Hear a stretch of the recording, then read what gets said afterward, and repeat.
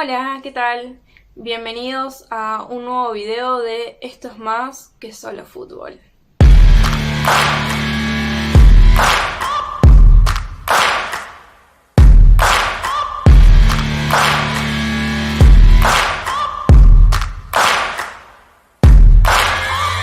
En el día de hoy les traigo la tragedia de Hillsborough, pero la idea de este video no es simplemente contar, relatar brevemente qué fue lo que pasó, sino hablar un poco más del contexto social, económico y demás que vivía en esa época. Y entonces empezaremos con un pequeño informe de cómo se encontraba la situación política del país. Hay que tener en cuenta que en ese momento la primer ministro era Margaret Thatcher, quien estuvo ocupando ese puesto desde el 79 hasta el 90, que fue justo la época donde sucedió esta tragedia. Y su gobierno se basaba en dos cualidades, digamos. Una de ellas era la situación internacional. Tenemos que recordar que era una época donde estaba la Guerra Fría. Había toda una cuestión de anticomunismo muy fuerte en el país y habían alianzas, por supuesto, con Estados Unidos, y eso caracterizaba mucho la política económica y social que se llevaba a cabo dentro del país. También tenemos que tener en cuenta que fue la época donde existió la Guerra de las Malvinas y bueno, es algo de público conocimiento que fue lo que pasó en ese momento, para que tengan una idea del carácter político del país. Internamente, ya desde los 80, el país venía en una situación económica de declive, donde habían cierres de fábricas, donde la desocupación crecía cada vez más y donde los sectores de la clase obrera, los sectores trabajadores de peores condiciones económicas empezaban a, alzar un poco la voz, a tratar de buscar la forma de paliar la situación que estaba recayendo sobre ellos. Es decir, la situación económica del país estaba recayendo sobre un sector específico de la población. Para tener en cuenta, una de las políticas económicas que estaba tomando en ese momento era la de privatizar. Una política de libre comercio, y en base a eso dejar de que el Estado controle un montón de empresas y demás y pasen a ser privadas, manejadas a total beneficio de la persona que sea dueña, no del ente del Estado. Hablando un poco más sobre el sector de la clase trabajadora, tengan en cuenta que en 1984 hubo un cierre masivo de 20 minas de carbón, lo cual generó un paro de trabajadores. Este paro duró un año y en realidad no se logró ninguna victoria ni ninguna mejora para los trabajadores, sino todo lo contrario. Bueno, en este contexto que les acabo de dar de la situación del país en la que se encontraban, digamos que no era muy pacífica ni a la interna ni a la externa, tenemos que comprender que hay actividades que siempre son relacionadas con ciertas clases sociales.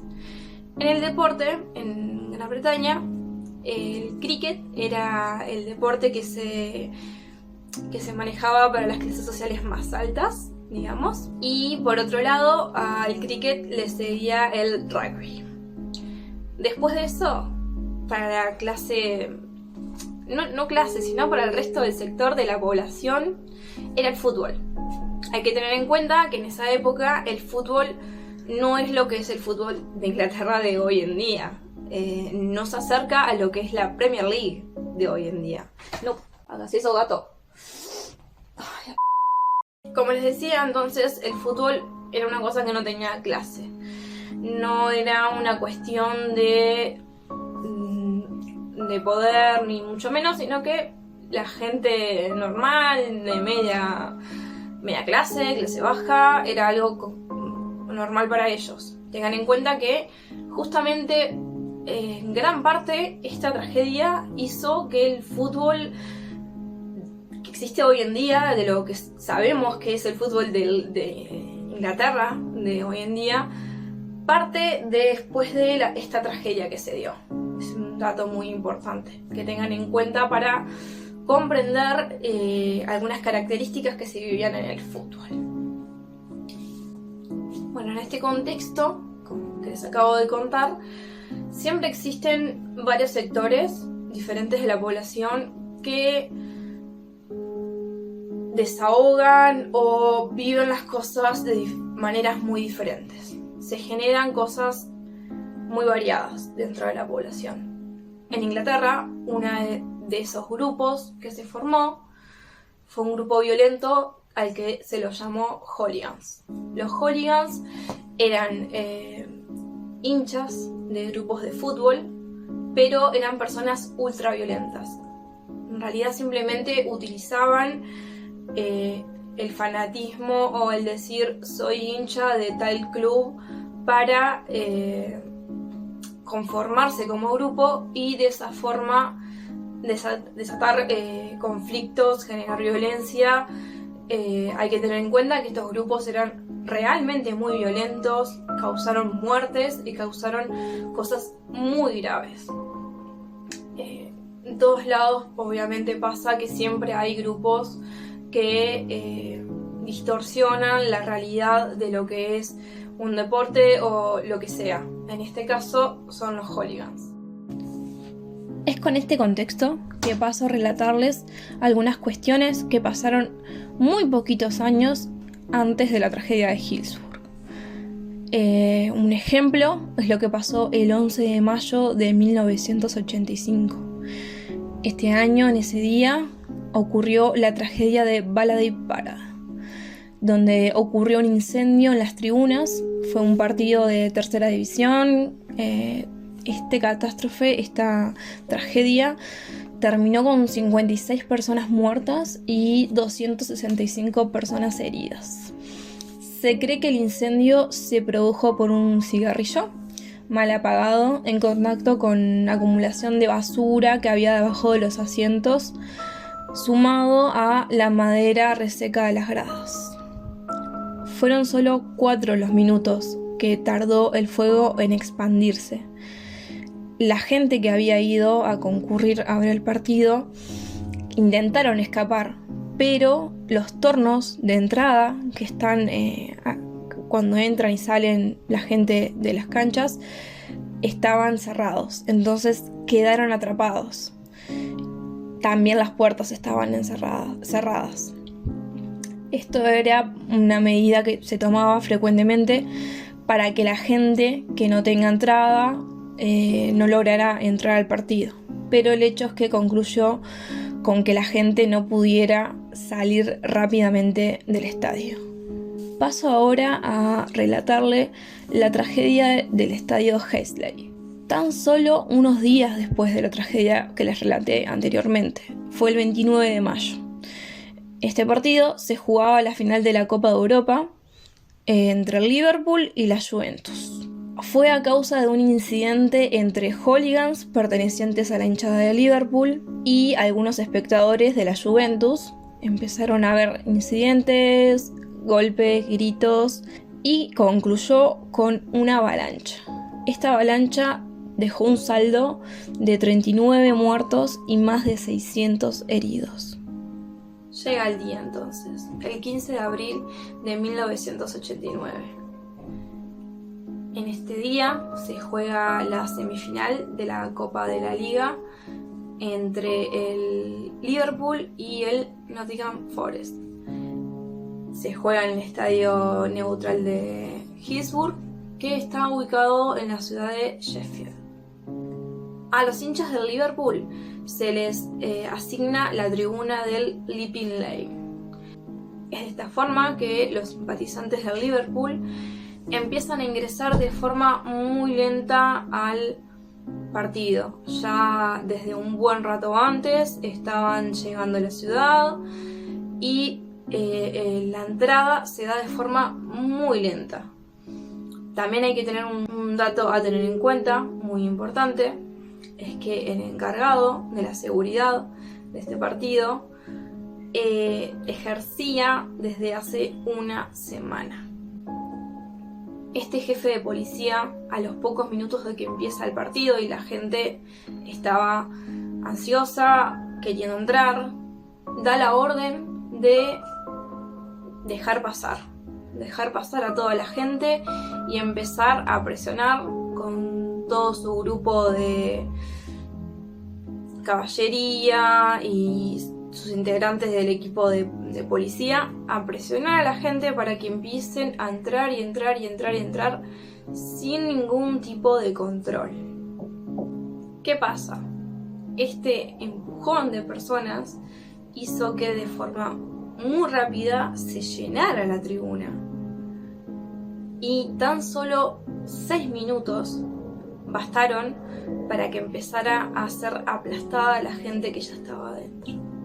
A los 6 minutos de partido, el juez lo para. ¿Por qué? Porque empieza a ver que la gente que estaba en la grada empieza a intentar entrar a la cancha, aplastada por los alambrados, intenta escalar a través de otras personas para lograr escapar de ahí e ingresar al campo de juego. Mientras que desde la tribuna de arriba, los espectadores que estaban ahí observaban toda la situación e intentaron hacer lo posible por ayudar. Empezaron a intentar levantar a la gente para subirla a su tribuna. Lo que hacían era que una persona se subía a otra y la persona de arriba lo agarraba y lo intentaba socorrer para lograr ingresar a esa otra tribuna. Nuevo dato de color, muy importante. En el partido no habían bomberos y solo existía una ambulancia para casos de emergencia. Y ante no entender muy bien lo que estaba pasando, el jefe de policía tuvo la brillante idea de no dejar pasar a ambulancias, ningún tipo de socorrista al estadio. Entonces, ¿quién socorrió a las víctimas? Fueron solo los propios espectadores y jugadores presentes quienes pudieron intentar salvar a las personas que estaban muriendo. Cuando terminó el día, se contaba un total de 94 personas fallecidas y 766 personas heridas.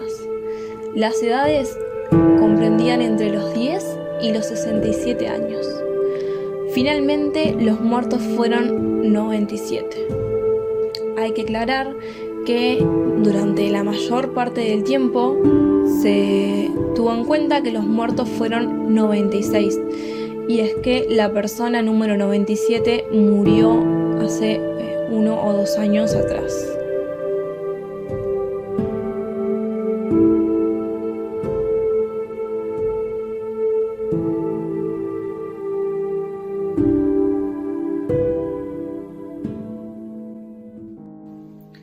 Sobre el momento del hecho, hay que destacar nuevamente la nula intención de rescate de las personas, de intentar socorrerlas, de salvar vidas. Esto es algo realmente impactante. Después de que pasó esto, lo que sucedió fue que tanto los medios de comunicación como la policía empezaron un poco a distorsionar la historia. Empezaron a echar la culpa a, muy fácilmente, los hooligans. Atribuyeron a que esta catástrofe se causó gracias a ellos, gracias a que había un montón de hooligans intentando entrar sin entrada, totalmente alcoholizados, y que fueron ellos quienes causaron esta tragedia. Es en 1990, menos de un año después de la tragedia, que se realiza el informe Taylor, una investigación sobre lo que pasó ese día y ver cómo evitar que esta tragedia vuelva a suceder. Por eso les comentaba que hay un antes y un después en el fútbol en Inglaterra de esta tragedia, ya que fue este informe el que partió el hecho de que se cambiaran un montón de cuestiones, el tema de los precios de las entradas, el tema del control, ya no cualquiera podía entrar, se tenían que pagar bonos anuales, como que el fútbol se transformó en una cuestión de una clase un poco más elevada, o que tenía un poder económico un poco más alto, y bueno, cada persona tenía que ubicarse en un asiento correspondiente, realmente se regularizó un montón de cuestiones que hicieron que el fútbol europeo sea lo que vemos hoy en las canchas. Por otro lado, ¿qué pasa con las familias de las víctimas y los propios supervivientes? La gente que estaba ahí ese día del partido. Ellos no aceptaban de ninguna forma que se les echara la culpa de lo que había sucedido a sus propios familiares, igual que la gente que logró sobrevivir. Tenían que vivir con la carga de que se los culpara de que la tragedia había sido culpa de ellos mismos. Es así que empieza a formarse todo un escenario donde se reúne un grupo de personas para intentar que se salga a la luz la realidad, lo que realmente pasó. Los cometidos principales de esta investigación fueron hacer una revisión completa y pública de la información del caso, llevar a cabo un proceso de consulta con las familias de los fallecidos para asegurar que las perspectivas de aquellos más afectados sean tenidos en cuenta. Asimismo, se crearía un archivo con toda la documentación relevante y, finalmente, un informe explicando el trabajo realizado por este panel y sus conclusiones. Tengamos en cuenta que este panel estaba presidido por James Jones, el obispo de Liverpool, y los miembros principales fueron Raju Bhatt, un abogado especializado en derechos humanos, Christina Gifford, una experta en acceso a la información, Katie Jones, una periodista de investigación, Paul Layton, del Servicio Policial de Irlanda del Norte, Phil Creighton, profesor de criminología, Peter Scissors, operador de radiofusión, y por último Sarah Teich, la jefa de Archivo Nacional Británico. Esto para que tengan en cuenta de que realmente existieron expertos bajo este informe, no fue realizado por cualquier persona. Ahora vamos a pasar a hablar de las principales conclusiones y hallazgos de este informe. Un pequeño dato, este informe terminó con 395 páginas. Lo primero que se establece en 2012 es que ningún hincha del Liverpool fue causante de esta tragedia. Se le quitó totalmente el peso a ni un solo hincha del Liverpool. Al contrario de eso, se estableció que el responsable o los responsables de esta tragedia fueron los policías que estaban a cargo del control del partido. Otra cosa que se estableció es que la seguridad de los participantes estuvo comprometida desde todo momento, ya que 2 años atrás ocurrieron varios incidentes sobre justamente aglomeraciones en este mismo estadio. Fue uno de los motivos por el cual estuvo cerrado y que supuestamente habían solucionado. Otra cosa que se establece en este panel es que desde los 97 fallecidos hasta 41 personas hubieran podido sobrevivir con un adecuado tratamiento médico. ¿Este número en qué se basa? Bueno, en un informe forense post-mortem que establece que esta cantidad de individuos tenían actividad cardíaca luego de que se estableció la hora de iniciado el incidente. Es decir, muchas personas no murieron al instante. Sus cuerpos permanecieron tendidos en el suelo, en la cancha, aún con vida. Otra cosa que se indicó es que el haber colocado a las personas inconscientes sobre su espalda y no de costado justamente ocasionó que las muertes se produzcan de forma más rápido y contundente. Es algo que también hay que tener en cuenta, que la gente que socorrió a las personas en ese momento eran los propios aficionados, o sea, no tenían forma de saber nada de esto. Otra joyita que se reveló en este informe es que desde los 164 testimonios que se habían relevado, 116 fueron modificados o transgiversados o ocultos por la policía. Si bien es algo que también se había descartado porque no habían suficientes pruebas en el informe de Taylor, recordemos que ese fue el informe que se hizo al momento de los hechos, en este otro informe se hicieron nuevas pericias para verificar que en realidad la mayoría de las personas no habían consumido alcohol, y en el caso de algunos que sí habían consumido era realmente muy bajo. Esto lo hicieron para que se quedara en claro que ese no fue uno de los motivos. Pasamos ahora a ver las consecuencias que tuvo la publicación de este informe. Fue un escándalo mediático. Salió mucha gente a comenzar a hablar del tema y a justificar. David Cameron pidió disculpas en nombre del gobierno. Ed Miliband en nombre de la oposición. Por otro lado, el club Sheffield Wednesday, la policía de South Yorkshire, que son los que estaban encargados justamente, y el editor del diario The Sun por falsas acusaciones a los hinchas en un artículo.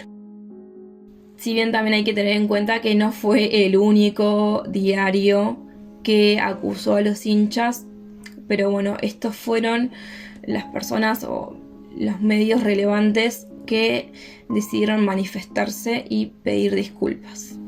Otra de las cuestiones que salió debido a la publicación de este informe es que el grupo de familias que estaban unidas sobre la tragedia de Hillsborough empezó a manifestar y a denunciar varios hechos a distintos cargos de la policía, no solamente por causar el incidente, sino también porque fueron ellos los que encubrieron las pruebas, los que modificaron cada uno de sus archivos. También hicieron acusaciones hacia los responsables de que hayan decidido que este partido se jugara en ese estadio. Paso ahora a hacer algunas críticas sobre el informe forense en un primer caso.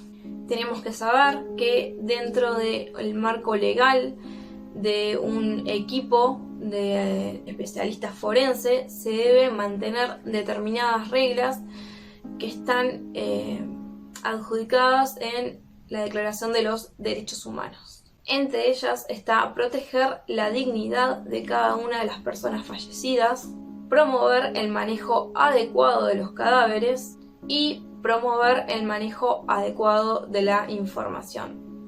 Está claro que en el informe de Taylor nada de esto sucedió, sino todo lo contrario. Se promovió información falsa. El informe forense final del informe Taylor se basó solamente en lo que estableció un solo médico forense, no hubieron más especialistas en el tema.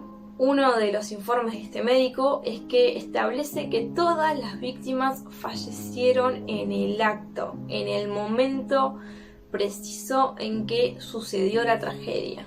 Toda la evidencia que recolectaron se limita al minuto 15:15, o sea, a la hora, 15:15, que fue donde se dictaminó que sucedió la tragedia. Todo lo que pasó anterior a esto fue borrado, eliminado. Dentro de los exámenes forenses que se realizaron, de un grupo de 10 fallecidos, no se pudo reconocer la identidad de uno de ellos.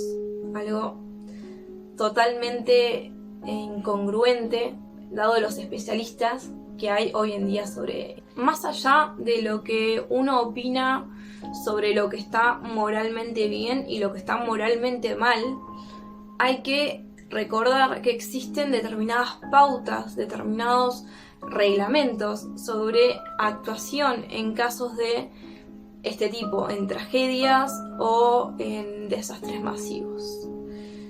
Es para esto que vamos a acudir a un ejemplo.